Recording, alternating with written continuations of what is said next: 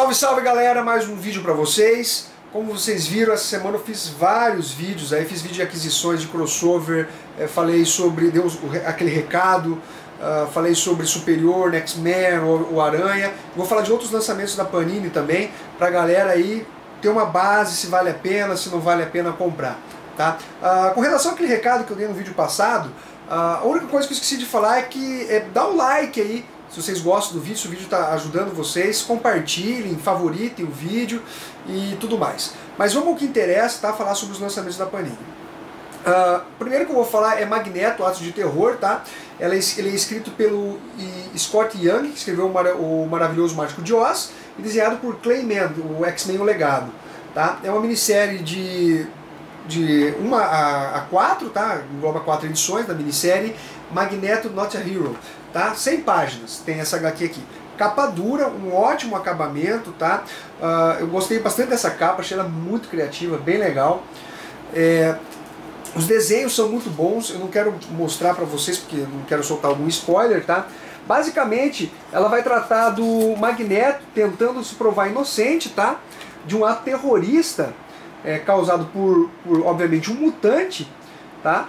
Que estava trajando as roupas do Magneto e que exterminou um grupo de pessoas que faziam campanha contra os mutantes. Eu não vou revelar, obviamente, quem que seria essa pessoa, porque vou acabar soltando spoiler, é um pouco do cerne da questão aqui dessa história. Os desenhos eu acho eles medianos, tá? Não são bons e nem ruins, são passáveis, tá? A questão é a seguinte, eu daria uma nota 7 para essa história. Aí você me pergunta, mas vale a pena? Uma nota 7, mas não é uma nota alta, mas também não é uma nota baixa. É uma história bem, assim como dizer, irrelevante até, tá? Ela não vai te acrescentar nada, mas também não é uma história ruim, tá? Não é uma história que você vai falar, porra, gastei meu dinheiro nisso aqui. Mas eu recomendo, por quê? Eu recomendo porque, cara, é uma história que, apesar de razoável, ela tem um acabamento legal, ela tem um preço legal, tá? E você consegue, inclusive, comprar pela FENAC, pelo Extra, pela Siciliano, abaixo do preço de capa. Ele já tem um preço baixo, tá? Aqui não tem o preço porque quando é capa dura o preço só é sugerido. De qualquer forma, eu acho que fica bacana na estante, não é uma coisa que você vai se arrepender. Agora, se você já tem um orçamento um pouco mais limitado, dê opção para outro material, tá? Isso aqui não é um material que você vai falar, meu Deus, nossa senhora. É um material que você vai ler e falar, não, bom, e vai colocar na estante, só, tá? Então fica a dica para vocês aqui. Essa capa ficou muito legal. O próximo aqui é Caveira Vermelha Encarnado, tá? Lançamento da Panini também, que lançou, parece, encadernados de vilões, né? Ela reúne a minissérie Red Skull Incarnate, tá? 124 páginas, capa dura. Ela é escrita pelo Greg Pak, quem não sabe escreveu o Magneto Testamento, escreveu o Incrível Hulk, e ela é desenhada deixa eu ver aqui, pelo Mirko Kolak, dos Vingadores Secretos, tá? Essa história aqui, eu achei ela legal, cara, uma história bacana. Eu vou mostrar os desenhos. Eu acho os desenhos razoáveis também, nada assim a causar um espanto, uma surpresa contra a capa bacana aqui da HQ, tá? O que trata essa história aqui? Ela conta a história da infância do Caveira Vermelha, tá? Então, eu achei bem curioso, porque o nome dele é Johan Smith, tá? E quando eu falou em Johan, me lembrou muito do Monster, aquele mangá, né? Que tem aquele assassino, aquele moleque assassino que tinha irmã gêmea e tal, que eu já comentei até o vídeo, que é uma série bem bacana, Monster, e ele também se chama Johan, que é meio que um psicopata.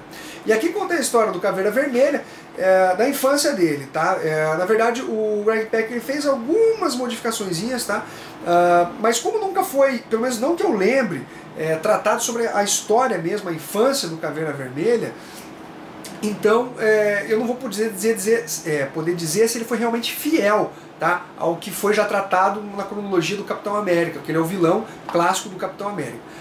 De qualquer sorte, tá, é uma história bem contada. Ela trata da fase de criança dele, que ele é um órfão, tá, e que depois ele começa a se envolver com com pequenos delitos, tá? Ele tá tomando alguns partidos, vamos dizer assim, ele toma um partido da comunista, depois ele flutua para cá, flutua para outro partido, e é bem interessante porque eu às vezes fico um pouco receoso de um autor querer pegar leve com o personagem e tudo mais. E eu achei que o Greg Pak conseguiu trazer realmente uma visão interessante do Caveira Vermelha, tá? Nada de fazer ele um personagem bonzinho, que depois aconteceu um fato que motivou ele a ser um bandido, tá? Na verdade, não que ele já fosse o mal encarnado, tá? Mas ele realmente, já desde criança, ele já não era uma pessoa uma criança muito confiável, tá? Então, e você vê também, né, conforme a história vai indo, que o Caveira Vermelha, ele transita conforme a maré, tá? Onde a maré tá indo pro lado positivo, quem tá ganhando, ele vai transitando, tá? E ele não mede consequências para trair as pessoas, mesmo as pessoas mais queridas, no caso ali, que são mais afetas a ele. Então eu daria uma nota 7,5 para essa HQ aqui, tá? Uma nota boa. Eu recomendo também, ela tá com preço bom, tá? É capa dura. Eu diria a mesma coisa com relação a esse encadernado magnético que eu comentei agora há pouco. Então eu recomendo para vocês, tá um preço legal e não é uma HQ que você vai falar, putz cara, o que eu estou fazendo com esse material aqui? Mas também não espere que seja nada fabuloso, deu uma nota 7,5, tá? Dica para vocês. Vamos pro próximo, tá? Os julgamentos de Loki. Essa sim é bacana, cara, tá? Essa eu acho que trouxe algum diferencial, assim. Ela reúne a minissérie, tá? De 1 a 4, chama somente Loki, tá? 116 páginas, capa dura, uma edição bem acabada como as outras, tá? Deixa eu comentar quem escreve essa HQ aqui, porque aqui na contracapa não está dizendo. Só deixa eu pegar aqui para vocês, tá. Roteiro do Roberto Aguirre Sacasa e desenhos do Sebastião Filmara e Al Barrio Nuevo. Porra, cara, interessante. Bom, vamos lá. O que trata essa HQ aqui? Primeira coisa, eu tenho ela como uma história não atrelada à cronologia do Thor, tá? Se você acompanhar, você ler essa história aqui, vocês verão coisas que na verdade você não consegue encaixar ela dentro da cronologia do Thor. Você não fala, aconteceu nessa parte da cronologia. Na verdade eu diria que até é uma história um pouco independente e tem alguma licença poética. E ela me parece, assim, muito mais fiel à mitologia nórdica, à verdadeira mitologia nórdica, do que a gente costuma ver nas histórias do Thor nos quadrinhos, tá? Então vocês vão ver algumas modificações. Inclusive aqui é mencionado que o Balder, né, ele é irmão do Thor e do Loki, tá? Isso conforme, inclusive, a mitologia. Tem isso também nas HQs do Thor, mas isso foi revelado muito, assim, foi o quê? Não digo que é uma coisa tão recente, mas não é uma coisa da década de 60, da década de 70, tá? Lá o Balder é simplesmente um colega, um amigo do Thor. Isso foi revelado, eu não vou lembrar exatamente aonde, mas é que tinha toda uma trama para não se revelar quem era o Balder, porque ele é o cara que, se morrer, ele vai dar início ao Ragnarok, né? Então, na verdade, se colocar ele ainda como o príncipe, um dos filhos de Odin, iam visar muito ele, né? E, na verdade, o Al vai se tornar maior, porque além dele dar o início ao Ragnarok, ele seria o príncipe de Asgard, né? Ao lado do Thor. Então, realmente, tem umas modificações. Vou mostrar a arte aqui, que eu acho muito boa. Eu acredito que o Loki foi explorado de forma bem interessante. Ó, a arte eu acho boa porque, cara, eu gosto das expressões que ele faz, principalmente as expressões do Loki. Ele até comenta isso. Ele faz o Loki com o rosto, aquela sobrancelha mais carrancuda, assim, sabe? De um ar que você estranha, que você bate o olho e você estranha. Deixa eu mostrar mais coisas dele aqui. Tá? Então a história aqui, ela vai basicamente contar aquelas peripécias básicas do Loki, tá? De aprontar e ter as consequências, ele tentar corrigir essas consequências, mas no final das contas, tá? Ele sempre ele faz uma trama e que acaba envolvendo, e às vezes, na verdade, até fugindo às vezes um pouco do que ele está esperando, e depois ele tenta corrigir isso, mas no final das contas ele não consegue fugir dessa maldade que é intrínseca ao personagem, tá? Então fica a dica aqui para essa HQ, que ela é realmente muito boa. Essa aqui eu acho que vale a pena mesmo, se você não, mesmo você falando assim, porra cara, eu tô com um negócio apertado e tal, essa aqui eu recomendo. Dentre essas três, se você falar assim, ó, qual você prefere dessas três? Os Julgamentos de Loki, tá? Essa aqui eu dou pelo menos uma nota 8 para ela. Uma HQ bem bacana, com preço legal, capa dura e ótimo acabamento.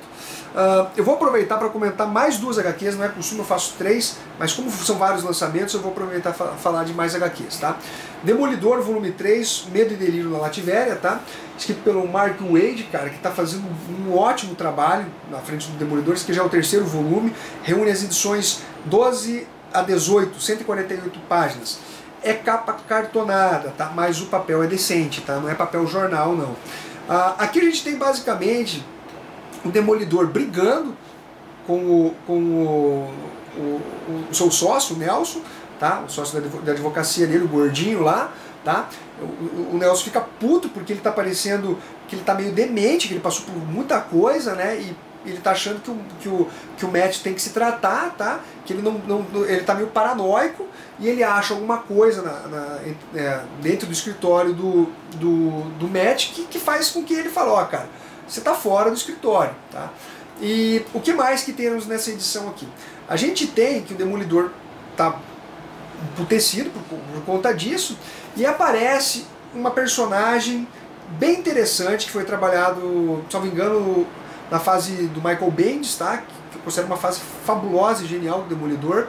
É uma personagem que o Demolidor teve um envolvimento. Eu achei muito legal o Mark Waid voltar com essa personagem aqui, ainda que por poucos momentos assim, mas ela foi bem importante nessa trama, eu achei bem legal isso, tá? E a gente tem, em consequência de toda essa história aí, o Demolidor indo parar na Lativéria, tá? Que é o país que é dominado pelo Dr. Destino, e ali ele é privado dos sentidos dele, tá? Ele tem total privação do olfato, do tato dele, tá? Da audição.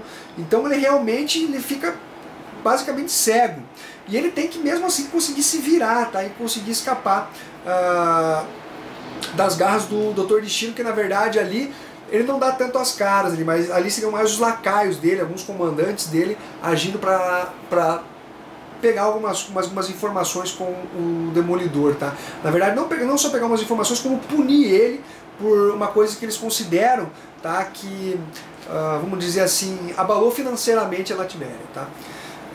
De qualquer forma aqui, fica a dica para esse material, muito, muito bom, tá do mesmo nível que o volume 1, volume 2 e volume 3, tá? Esse volume 3, eu diria que eu considero ele até melhor do que o volume 1, tá? Que inclusive eu acho que foi premiado com o Eisner. O 2 eu já preferia o 1, ou seja, é material de qualidade, tá? Isso aqui, cara, isso aqui é bom, tá? Isso aqui é muito bacana, vocês acompanham que Demolidor dificilmente tem história ruim. Por fim, para encerrar, tá? Ou quase, Justiceiro Max, tá? Essa aqui ela engloba as 5 primeiras edições. Ela é escrita pelo Jason Aaron, tá? Que é o escritor, foi o escritor do Hulk, Wolverine, escreveu Scalp pela Vertigo, tá? E cara, os desenhos do Steve Dillon. Então, cara, vocês vão se sentir em casa. Quem acompanhou a fase Garth Ennis vai se sentir em casa, tá? Os desenhos e o ritmo da história, palavrão, besteira, muita violência, muita morte. O Aaron realmente ele seguiu os passos do Ennis aqui nesse Justiceiro Max. Divertidíssima. Não é também a última bolacha do pacote, não é nada que você vai falar, nossa senhora, é um clássico. Não é um clássico, mas é aquela história bem divertida, bem legal, que você fica satisfeito quando você lê, tá? Nem toda história ela precisa ser a melhor coisa do mundo. Tem história que, pô, ela basicamente tem que satisfazer você. Você tem uma expectativa sobre a história e ela satisfaz você. Nem toda história ela precisa ser um novo Watchmen, tá? De qualquer forma, aqui, o que a gente tem nessa Justiceiro Max? Como vocês podem ver, é Justiceiro Max, o rei do crime. Tá? Justiceiro Max, rei do crime. O que é Essa série Max, ela foge da cronologia, tá? Em regra, ela não pertence à cronologia. Quando vocês começarem a ler isso, vocês vão ver, tá? Aqui, as famílias, várias famílias mafiosas se reúnem, tá? Elas estão de saco cheio do justiceiro acabar com matar uma galera, acabar com o comércio de drogas, os tráficos e tudo mais, as negociatas deles. E eles também estão temerosos pela própria vida deles, né? Que o justiceiro não perdoa ninguém. Então eles resolvem bolar uma ideia para tentar atrasar o justiceiro enquanto eles resolvem um outro plano. Então eles querem mudar o foco do justiceiro. E para isso eles elaboram um plano, tá? Que é a vinda do rei do crime para Nova York. E esse rei do crime, na verdade, aqui pelo menos na história, ele é considerado que nunca houve um rei do crime, pelo menos posteriormente em 1931. Eu não sei se em 1931 ele está falando de Al Capone ou de quem seria. Mas enfim, eles tratam como nunca tivesse existido um rei do crime e que vai surgir esse personagem que vai, na verdade, se disfarçar do rei do crime, tá? E assim, no sentido não de um disfarce do rei do crime do Wilson Fisk, tá? Que é o rei do crime da cronologia normal, mas no sentido de se passar pelo rei do crime, para o justiceiro focar nele, né? Por ser um personagem, o rei do crime, é o cara fodão, o cara poderoso, tá? E tirar os olhos desses chefes mafiosos.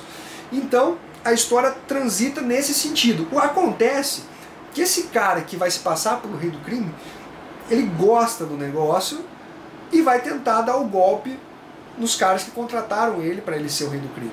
Então é uma edição bem legal, uma edição bem bacana, tá? Fica a dica para vocês, tá um preço legal também, capa dura, 124 páginas. Todos os lançamentos que eu falei agora foi da Panini. E por fim, eu não vou comentar, eu já comentei, mas é só para lembrá-los, Hulk Futuro Imperfeito, tá? E de brinde ainda o conto de Hulk The End, tá? Hulk o Fim. Uma história muito legal. Na verdade é Hulk o Último Titã, que foi traduzido aqui, né? Literalmente seria Hulk o Fim. Ambas as histórias são republicações, tá? Já saíram no Brasil. Um abraço para todo mundo aí, até o próximo vídeo, galera.